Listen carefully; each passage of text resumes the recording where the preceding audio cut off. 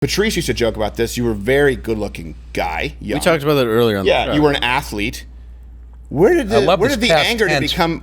I'm saying, well, you are, but you used to like girls. Yeah, you were a good cook, and you used to dress well. What's your problem now? Let's talk about your childhood. But where did this come? Where did you say you want to go into comedy? Usually, it's not the guy who's playing high-end sports who looks like Elvis. I wasn't high-end, but for Maine. I'll tell you what. For a bunch of white kids. I'll tell you. Well, I wanted to go into it before college. We Massachusetts kids I don't know. There's something in the water up there. My best friend was a kid named Bob Murphy. It's Bodies from Bulger.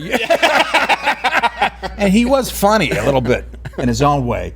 This kid Bob Murphy was my best friend. Graduated first or second in our class. Actually worked at a think tank for a while. Oh. That guy could have been Letterman before Letterman. Really? He used to make me laugh till I goddamn cried. Really?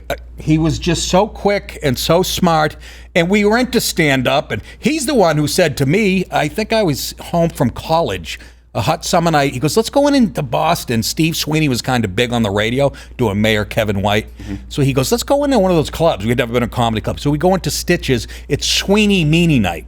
Kevin Meany and Steve Sweeney had a show on Wednesday nights. Okay. And we went in there, and my life was never the same after. I walked out of there, I'm still in college at that point, going, oh my God, I think I want to do this. That was like the heyday of Boston comedy. Oh my God, yes. Wasn't it? Yeah, absolutely. And when I got out of college, I had my roommate, this kid who I met up at UMaine. He became an eye doctor in Boston. We're living together, and we almost got into a fight because he said he thought I was the funniest guy on the planet, and he would challenge me to go to an open mic at Stitches. And I would never do it. He goes, you only called me a pussy one night. I started to get pissed about it. And then I go, you know what? He's right. So but Bob Murphy and this other guy, Greg Zook, who stays at my house every weekend out in Savannah, he was the Miami cop. Okay. He's 4 years older than me. He went to high school with my sister. But he would come to our house on Sundays and make me laugh till I thought my ribs were going to break. And those two guys, I put them in the credits of my first special. But everybody in Boston, even kids that I hung out with on the periphery were wise asses, and there's something, how they're kind of snobbish up there, punky, until you get to know them, then you like them. But there's something about that up there. But Bob Murphy, he would just... Do you think there could ever be those meanie comedy nights today? Do you think those are going on to that degree anymore? Like, do you think that a young Nick would walk into a comedy club today and see what you saw that enthralled you? I don't know that it's possible. Well, the last 6 months of Meanie, like when he was out... And I don't mean that as an insult, but it's like everything that seems to be a comedy night is based on some sort of... Yeah, it was Kevin Meany and Steve Sweeney. Yeah. And, Meany was just silly funny. I loved him too. But, hilarious. But Steve Sweeney... But Sweeney was rough. Yeah, he was rough. What I mean. I thought it was a play on words, Meanie, Sweeney. I know. That's why I clarified. I'm saying, do you think that would happen? Like a night where you go in and... Not now? No.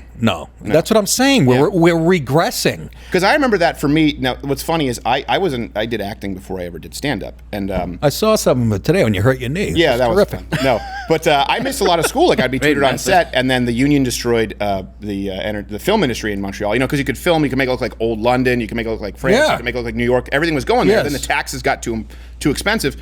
So I started doing stand-up. But I grew up always like Letterman was the guy I watched, and that was sort of my dream. I just said like, oh, that's something where I used to watch him and Jay Leno. I remember telling my dad saying, Jay Leno has to write something, he has to say something funny. Letterman is funny. Yeah. And I didn't know how to describe it. But even looking back at all of the just sort of the insubordination from David Letterman, he was always poking his finger in the chest of the authorities. And and that's what I grew up loving. You know what I mean? Even just him in the earpiece of Rupert or what he would do. Do you remember when the show was on in the mornings? Are you that big a fan? You know what's funny? Yeah, he actually said, we did an hour-and-a-half show in the morning. Yeah, and no one could do it. It was suicide. And I'm thinking, that's exactly what we do, and comparable numbers to what he had in the morning. And we're thinking like, that's why I'm dying. Can you imagine? But yeah, no, and it just, you could just see it was like a comedy workshop. But then I remember watching him in his later years going, I would never tune into this. Right. And I'm watching the authority figure telling everyone else what they can and can't say. Right. And I just thought it would have been a totally different upbringing. Jay, those appearances that I still watch him when I have nothing else to watch on TV. I go to YouTube at 2 a.m. I put Jay Leno on David Letterman in the 1980s. Mm-hmm. And 18 appearances will come up. Right. I've watched them all 10 times. those are what made me finally go to the open mic. Watch Louder with Crowder live, Monday through Thursday, 10 a.m. Eastern.